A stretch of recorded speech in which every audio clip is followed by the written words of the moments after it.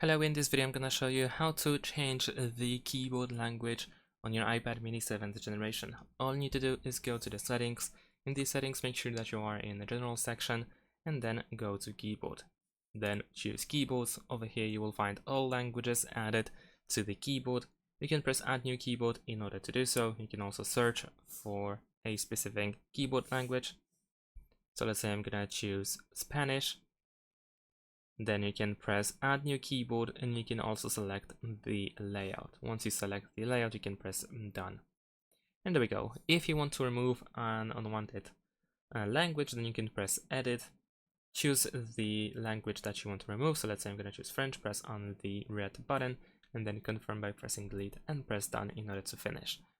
And now if you open the keyboard, in order to change the keyboard language, if you have multiple languages, then you can press and hold your finger on this world icon. There we go. And now while holding your finger, you can switch to a different one. If you release your finger while holding this button, then you will close the menu, so you want to keep holding on the screen.